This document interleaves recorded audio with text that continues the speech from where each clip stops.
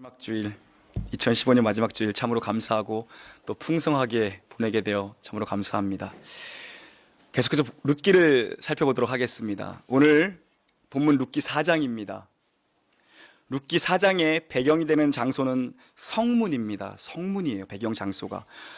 보아스는 지금 성문 그곳에 올라가서 앉아 있습니다. 룻기의 배경 장소가 계속해서 바뀌는 것을 우리는 알 수 있을 거예요. 베들레헴에서 모압으로, 또 모압에서 다시 베들레헴으로 들어왔죠.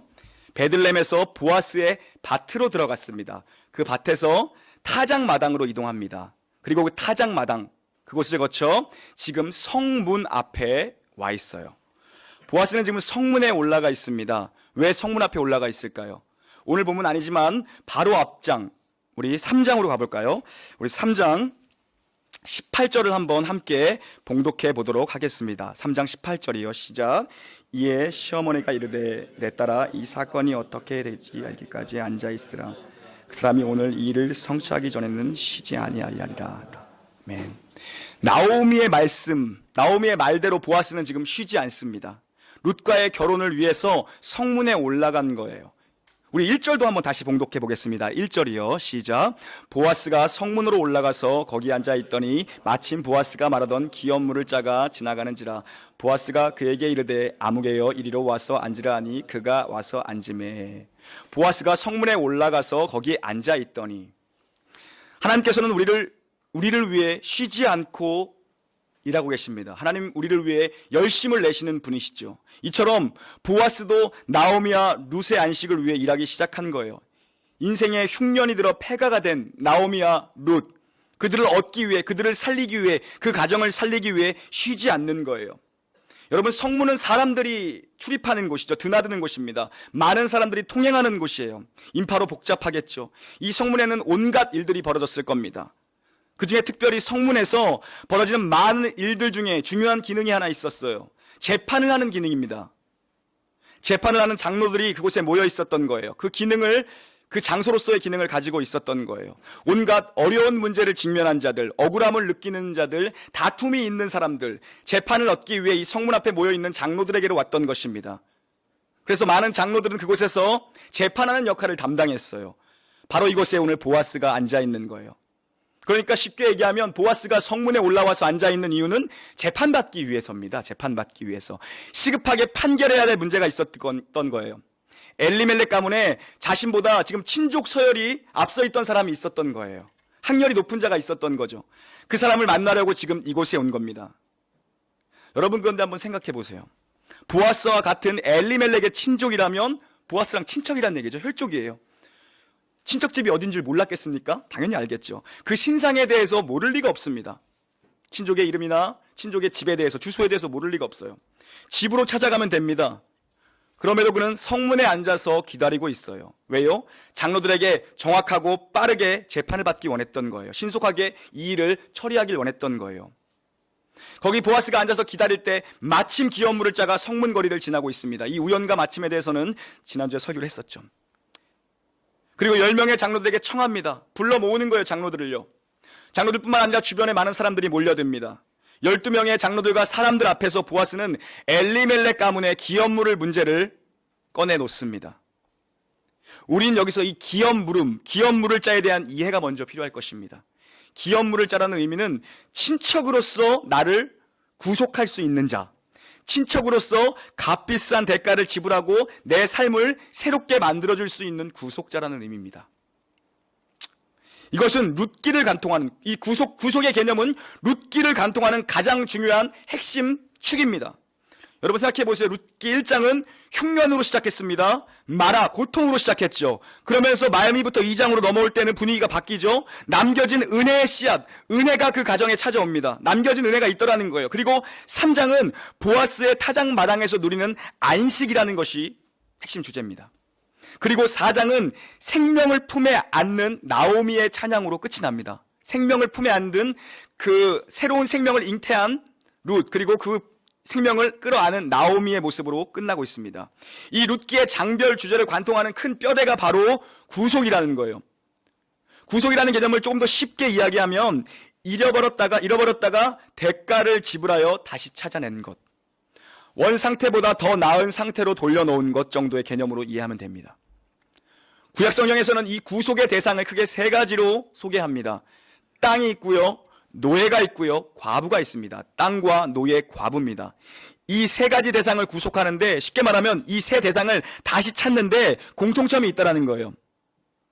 이 세 가지를 다시 찾기 위해서, 땅, 노예, 과부를 다시 찾아오기 위해서는 꼭 치러야 할 누군가가 값을 대신해서 치러줘야 한다는 것입니다. 예를 들면 어떤 사람이 남에게 돈을 빌렸어요. 갚지 못하고 남의 종이 되었습니다. 그 돈을 갚지 못해서. 그러면 가까운 친척이 와서 그 빚진 돈을 갚아줘야 하는 거예요. 그래서 다시 그 사람을 자유자로 만들어줄 수 있는 거죠. 땅을 다 팔아버렸습니다. 그래서 지금 소유물이 없어요. 농사를 지을 수가 없습니다. 굶어 죽게 되었을 때 가까운 친척이 그 땅을 대신해서 사서 그 친척에게 돌려주는 거예요. 생계와 삶을 유지하도록 하는 것이죠. 남편을 잃은 과부가 있어요. 친척 중에 누군가가 데리고 살면서 대를 이어주는 것입니다. 이런 개념이죠.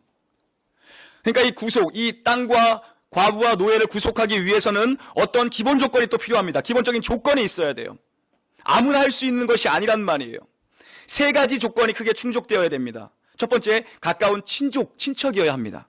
그리고 유력한 자여야 합니다. 유력한 자. 1장에서 보아스를 처음 봤을 때 뭐라고 하죠? 2장에서 유력한 자라고 하잖아요. 유력한 자. 쉽게 얘기하면 능력 있는, 값을 치를 수 있는 능력이 있는 자라는 얘기겠죠. 그리고 마지막으로는 자원해야 합니다. 친척이고 능력이 있어도 그 일을 하고자 하는, 그 기업을 물고자 하는 그 자원함이 없다라면 구속이 이루어질 수 없다라는 거예요. 이런 방식으로 기업 물음의 제도가 이 당시에 쓰였던 것입니다. 정리하면 내 친족의 어려움을 당했을 때 내가 가지고 있는 것, 내 능력으로 이 친족의 어려움을 구제해주고 허비하는, 손해를 봐서 그를 살려주는 것이 기업 물음 제도라는 것입니다. 여러 측면에서 이 제도가 사용될 수 있지만 공통점이 있다면 대부분의 경우는 손해를 봐서 친족을 살리는 거예요. 대부분의 경우는 손해를 보는 겁니다. 자기가. 기업 물음 제도에 필연적으로 따라오는 것이 있다면 손해라는 것입니다. 지금 나오미 가문을 향해서 기업 물을 1순위인 자가 등장하고 있습니다. 보아스보다 친족 서열이 앞선 자가 등장하고 있는 거예요. 그 기업 물을 자를 향해서 질문합니다. 우리 3절과 4절을 함께 봉독해 보도록 하겠습니다. 3절, 4절이요. 시작.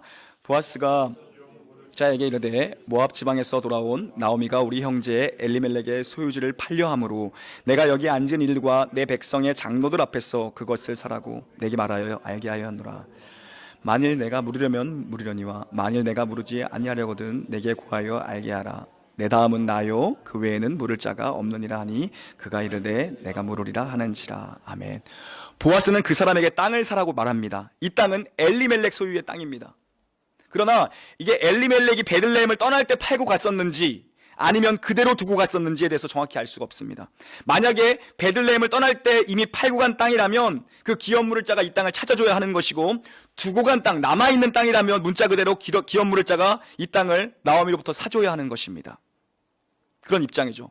보아스는 지금 자기보다 엘리멜렉 친족설이 더 높은 이 기업 물을 자를 향해 당신이 1순위니까 당신이 먼저 결정하라는 것입니다. 당신이 1순위니까. 법적으로 이 사람에게 우선권이 있다는 거예요. 지금 보아스는 2순위입니다. 당신이 기업을 물으지 않는다면 내가 물으겠다라는 것입니다. 이거에 대해서, 이 땅에 대해서, 이 기업 물음에 대해서 이제 쭉 설명을 하고 있는 거죠, 보아스가. 그런데 반전이 찾아옵니다. 위기가 찾아와요. 뭐죠? 이 기업 물을 자가 자기가 기업을 사겠다라는 거예요. 기업을 물으겠다라는 거예요. 지금 상황이 상당히 당황스럽게 지금 흘러가고 있는 것입니다. 갑자기 뜬금없는 한 인물이 등장해서 기업을 물으겠다라는 겁니다. 내가 그렇게 하겠다라는 거예요. 여러분, 그런데 보아스는 참 만발의 준비를 해온 것 같아요. 보아스도 순간 당황했겠지요. 그 사람이 기업을 물은다고 하니까. 자기가 계산했던 스토리는 그게 아닌데. 그런데 그가 그 보아스가 대화를 전개해가는 논리를 보면 이 상황까지도 예측하고 준비해 왔던 것 같아요. 지혜롭게 처신합니다. 그가 자연스럽게 포기하도록 유도하고 있어요. 우리 5절을 다시 한번 봉독해 보겠습니다. 5절이요. 시작. 보아스가 이르되 내가 나오미의 손에서 곧 죽은 자의 아내 모압 여인 룻에게 써서 그 죽은 자의 기업을 그의 이름으로 세워야 할지니라 하니. 아멘. 보아스가 다시 이야기합니다. 그 사람이 기업을 자신이 물은다라고 하자 감추어진 한 가지 이야기를 또 얘기하는 거예요. 나오미에게 기업을 사야 하는 것은 단순히 토지만 사는 것이 아니다. 나오미가 룻이라는 모압 여인 하나를 데리고 왔다.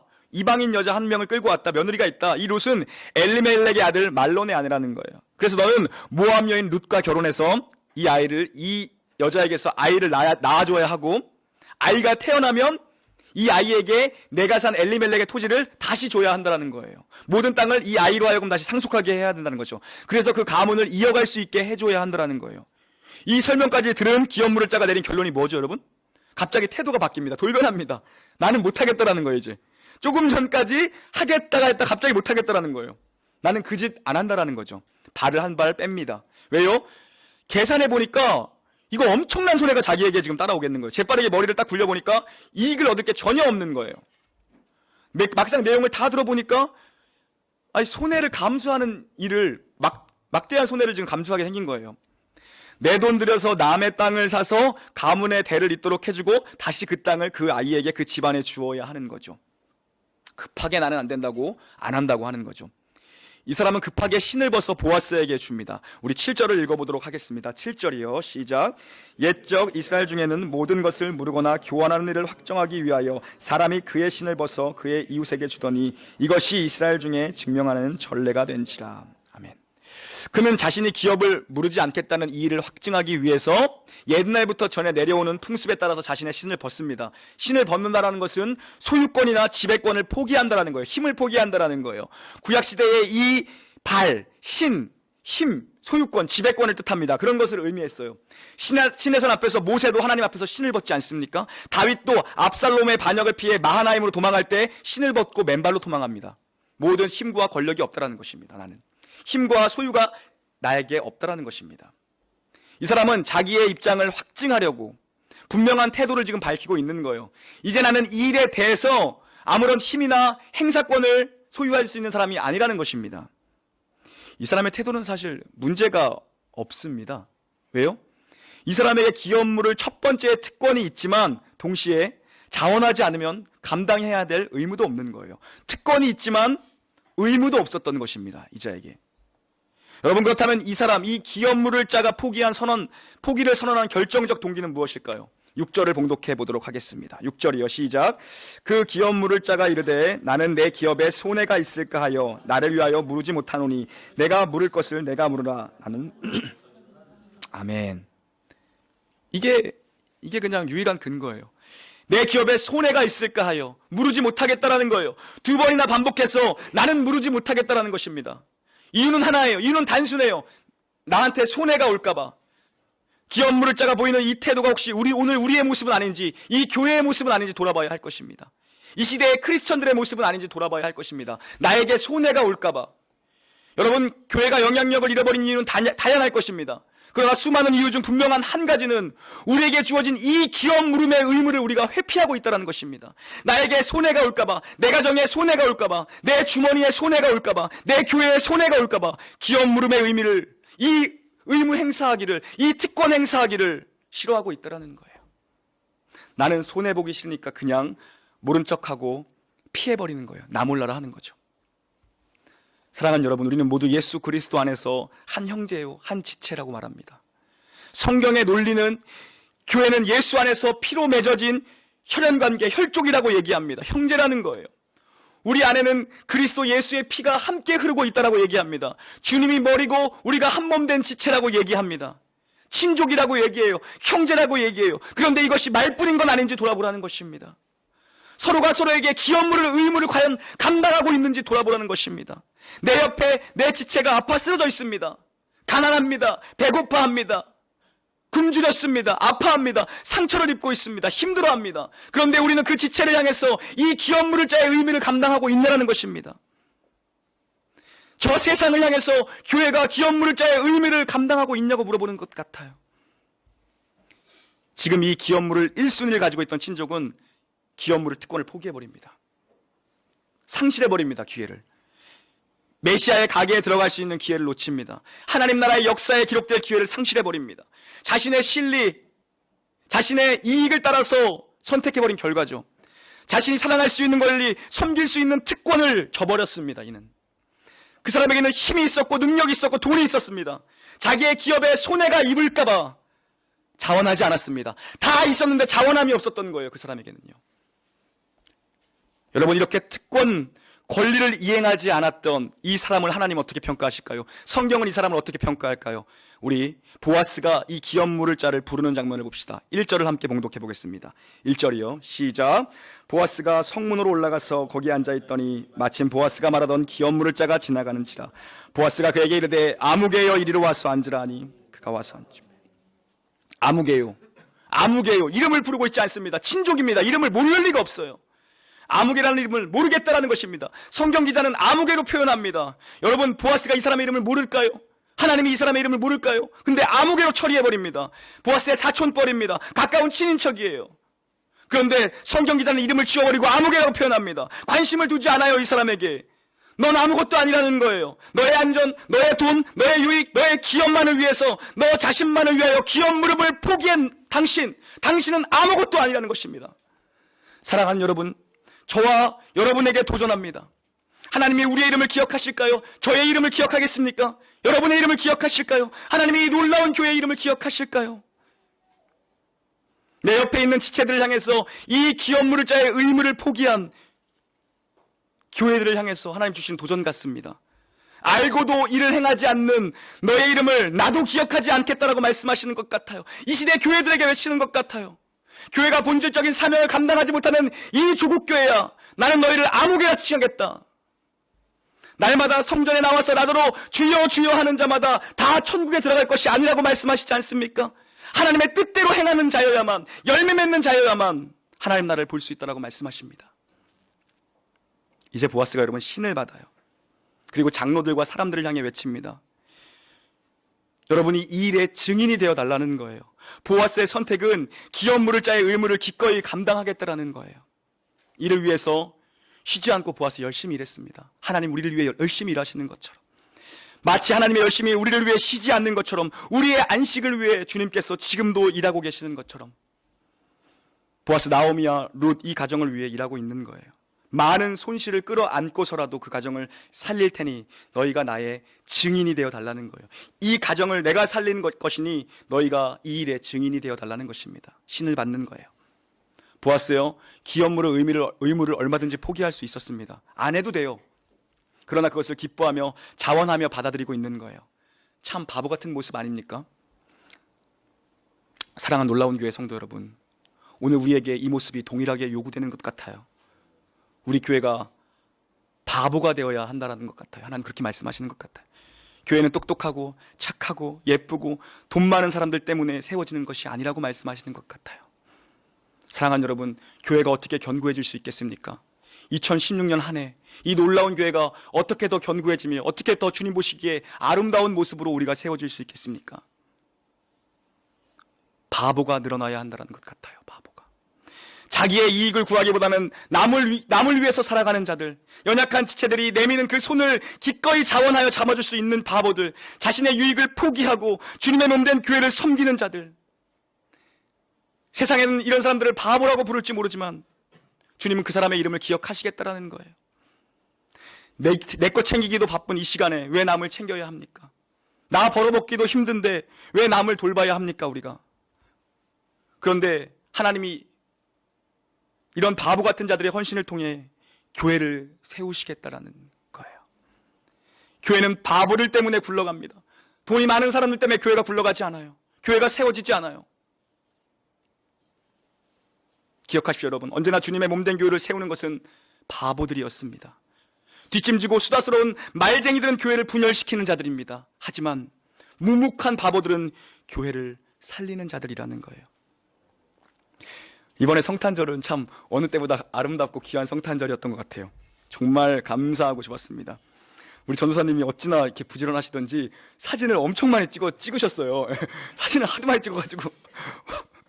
그래서 제가 사진 한 장 이렇게 전도사님이 또 뭐 이렇게 다 보내주고 카톡으로 보내줘가지고 이렇게 보면서, 카톡에 자기가 자기한테 전송하는 것도 있대요, 사진이요. 어저께 알았어요. 어저께 전도사님한테 어저께 배웠어요. 그런 기능은 제게 좀 알려주세요. 제가 그런데 완전히 문외 아니라. 그래서 이렇게 보는데 사진도 잘 찍더라고요, 또. 그래가지고 포토제닉이 상당히 많아요. 상당히 많은데, 여러분도 뭐 홈페이지 들어가면은 추려서 또 우리 한 뭐 100장 중에 한 이제 10장, 20장씩만 올리는데 한번 보세요. 저의 마음에 가장 울림이 있었던 사진이 어떤 사진인지 아세요, 여러분? 그 많은 사진 중에 제가 잘 나온 사진 아니고요. 주보 한번 보시겠어요? 주보의 마지막에 있는 사진, 이 제가 제일 감동되었던 사진입니다. 그 많은 사진 중에. 사실 이게 앵글은 이렇게 별로 좋은 건 아닌 것 같은데 그냥 저한테 개인적으로 이게 포토제닉이었어요. 예. 제가 주변 사람들한테도 막 보여주면서 야, 한번 제일 잘 나온 사진 골라봐 했는데 다 이거 안 골라요. 다 저랑 애기들이 막 갈가보 하는 사진 있잖아요. 그거 고르더라고요. 근데 저는 이 사진이었어요. 제 마음에. 그래요, 여러분. 여러분 여기에 왜 오셨습니까? 개척교회 왜 오셨어요? 이름 없는 무명의 목사를 찾아서 여기까지 왜 오셨습니까? 우리 알 수 없습니다. 하지만 하나님의 섭리가 분명히 있다는 것입니다. 하나님 우리를 바보로 부르셨습니다. 여러분을 바보로 부르시는 거예요. 교회를 세우는 일에 바보가 되라고 저를 부르시고 여러분을 제게 함께 붙여서 동역자로 세우시겠다는 것입니다. 바보교회라고 이름 괜찮네요. 바보교회도. 바보 가정교회도 이름 한번 생각해 보세요. 좋네요. 전세 우리가 할까요? 우리 교역자 그룹을 바보 가정교회 좋네요. 사랑하는 여러분, 우리 어떻게 바보가 될 수 있겠습니까? 바보요? 한 가지밖에 없습니다. 될 수 있는 방법은 이 사랑을 먼저 베푸신 예수 그리스도가 계시기 때문에 우리는 그분을 따라 바보가 될 수 있는 것입니다.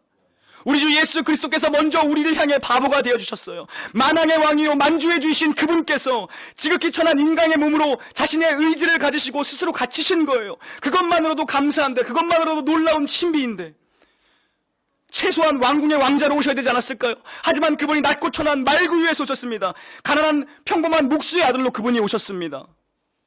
평생 머리 둘 곳이 없이 그분이 사셨습니다. 가난한 자, 포로된 자, 억눌린 자, 갇힌 자, 자유함이 없는 자, 눈먼 자와 같은 우리를 섬기시기 위해 십자가를 마다하지 않으시고 아버지의 뜻을 그분이 이루신 겁니다. 그분은 사랑의 눈먼 바보시죠. 사랑의 눈먼 주님이시죠. 그분 하나님이십니다. 생각해 보세요. 하나님이 우리 간에 갇히신 거예요. 우리의 모습으로 오신 거예요. 하나님이 자기의 의지로 오신 겁니다. 기업 물을 자가 자기의 의지로 그를 기업 물었던 것처럼 우리의 영원한 대속주 되신 그 주님이 의지를 가지시고 스스로의 자유로 우리를 살리시기 위해 낮추셔서 종의 형체인 인간의 모습으로 오신 거예요. 거기서 더 내려가셨습니다. 어디까지 가시죠? 우리의 발을 닦는 자리까지 가시는 거죠. 우리를 위해 죽어주시는 십자가의 길을 그분이 묵묵히 걸으시는 거예요. 모든 것을 내어주시는 헌신과 사랑을 우리에게 베푸시며 도전하시는 것 같아요. 너희도 이와 같은 나의 길을 따라오지 않겠니라고, 너희에게 맡겨진 그 작은 십자가를 지고 나를 따라오지 않겠니라고 도전하시는 것 같아요. 우리가 이 사랑, 이 헌신, 이 섬김을 받은 자라는 것입니다. 이 사랑을 받았기 때문에 크신 하나님의 사랑이 그분이 우리 안에 계시기 때문에 나는 할 수 없으나 그분이 이를 이루시겠다는 것입니다. 우리의 본성과 매일매일 싸우시며 그분이 우리 안에서 착한 일을 이루시겠다는 거예요. 나는 사랑할 수 없습니다. 나는 용서할 수 없습니다. 하지만 주님 도전하십니다. 사랑할 수 없는 것을 사랑하라. 용서할 수 없는 것을 용서하라고 우리 가운데서 도전하시는 것 같아요. 마지막으로 여러분에게 바보로 인생을 살았던 한 청년의 이야기를 나누고자 합니다. 지난 한 주간 마니또를 생각하며 어떤 선물을 할까 저의 사랑스러운 마니또를 생각하며 기도하다가 생각난 책이 한 권 있어요. 벌써 6, 7년 전에 제가 읽었던 책 같아요. 다시 그 책을 책꽂이에서 꺼냈습니다. 한국의 젊은이들에게 큰 감동을 전했던 책이죠. 그 책의 제목은 그 청년 바보 의사입니다. 이 책의 주인공 고대 의학과 91학번 출신 안수연입니다. 그는 예수님처럼 꼭 33세에 군의관으로 복무하다 세상을 떠났습니다. 그런데 그의 장례식이 벌어지는 날, 그의 장례식을 통해서 그 젊은 군의관 의사가, 그 닥터가 어떤 인생을 살았는지 세상에 공개됩니다. 처음 사람들이 얘기했어요. 아까운 그저 젊은 사람, 그냥 젊은 의사 하나의 죽음이라고 생각했습니다. 33세에 세상을 떠났어요. 얼마나 안타깝습니다. 더군다나 의사가 될 사람입니다. 아니, 이미 의사입니다. 이 미래를 창창한 미래를 앞두고 있는 이 젊은 청년에게 죽음이 찾아온 것입니다. 그런데 사건은 장례식에서 벌어집니다. 장례식은 영락교회에서 진행됩니다. 영락교회 청년 출신이었던 거예요. 장례식의 문상객이 4,000명이 찾았습니다. 한경직 목사님 이후로 가장 많은 장례 손님이 영락교회를 방문했습니다. 어디선가 꾸역꾸역 조문객들이 모여들기 시작한 거예요. 그러면서 이 청년이 살아왔던 인생의 스토리가 세상에 공개됩니다. 이 책의 제목이 바로 바보 의사 그 청년입니다. 그 청년 바보 의사예요. 그는 인생을 참 바보처럼 살았던 인생입니다. 그는 인턴 레지던트로 일을 할 때 환자들의 이야기를 밤새도록 들어주며 꼬박꼬박 밤을 지새며 병원 의자에 앉아 꾸벅꾸벅 졸던 바보 같은 의사였어요. 병원에 왔던 어린아이 하나와의 약속을 지키기 위해 그가 태어난 후에 건강한 모습이 되면 내가 너를 꼭 찾아갈게 하는 그 약속 하나를 붙잡고 부산까지 기차를 타고 내려갔던 바보 같은 청년이었어요. 간호사가 깨뜨린 약병 하나를 자기가 책임지기 위해 그 자리에 대신해서 갔다 왔던 사람이 바로 그 청년 바보 의사였어요. 병원 파업이 벌어졌을 때에 왕따를 당하면서도 나는 환자 곁을 떠날 수 없다라고 환자의 병상을 지키던 사람, 왕따의 길을 자초했던 그가 바로 바보 의사였어요. 갑자기 어떤 할아버지 한 분이 그 영정사진 앞에 통곡하며 웁니다. 이렇게 외치기 시작해요. 저 사람 나를 처음으로 인간 대접해준 사람이야. 그 할아버지는 병원 앞에서 구두 닦기를 하던 노인이었어요. 그는 하루도 빠짐없이 나를 찾아와 손을 잡아주고 춥지 않으세요라며 나를 위로했던 청년입니다. 하나님의 사랑을 내게 줬습니다. 그리고 어떤 아주머니가 찾아옵니다. 그는 병원에서 세탁물을 빨던 아주머니였어요. 저 청년은 나에게 하나님의 진정한 사랑이 무엇인지 보여준 청년이야. 나에게 복음을 전해준 청년이에요. 그는 친구들에게 메일을 쓸 때마다 메일의 마지막에 이런 표현을 꼭 기록했습니다. 스티그마 안수현, 스티그마 안수현. 흔적이라는 뜻입니다. 예수님의 흔적을 가진 사람 안수현. 그는 예수님의 흔적을 사모하며 짧은 인생을 살았습니다. 예수님처럼 살기 위해, 예수님을 닮기 위해 자기를 부인하며 자기 인생을 걸고 바보처럼 살았던 사람입니다. 비록 짧은 인생을 살았지만 사람들은 그가 남긴 영향력을 바라보고 그들의 가슴이 움직이기 시작한 거예요. 그래서 그의 지인들에 의해서 이 책이 쓰여진 것입니다. 그의 사랑을 받고 그의 인생을 증언해 내려가면서 이 책이 쓰여진 거예요. 바보 청년 의사. 그는 정말 바보였을까요? 아니요. 너무나도 똑똑한 사람이었습니다. 하지만 사람들은 그를 바보 같은 사람 청년 의사라고 부릅니다. 그는 자기 인생을 다 살고 간 겁니다. 제대로 산 거죠.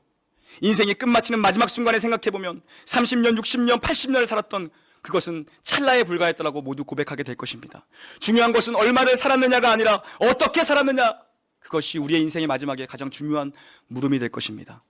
내 마지막 호흡을 내뱉는 순간, 그 순간 어떻게 살아왔는가, 이 물음만이 남게 될 것입니다. 하나님 앞에 섰을 때 네가 몇 살까지 살다 왔느냐 하나님 묻지 않으실 겁니다. 네가 어떻게 살다 왔느냐, 주의 몸된 놀라운 교회를 위해서 네가 어떻게 헌신하다 왔느냐, 주님 그거 물으실 것입니다. 제가 신학교를 다닐 때 총신대학원 마지막 학기 채플 강사로 오신 홍정길 목사님의 외침이 아직도 선명합니다. 이 조국교회를 망쳐버린 이 바보 총신놈들아, 성공이 아니라 섬김이야. 목사는 성공하는 자리가 아니라 섬김이야. 더 낮은 곳으로 가야 합니다. 후배들이요.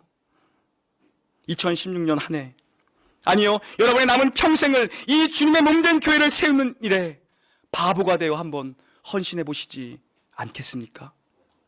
함께 찬양합시다.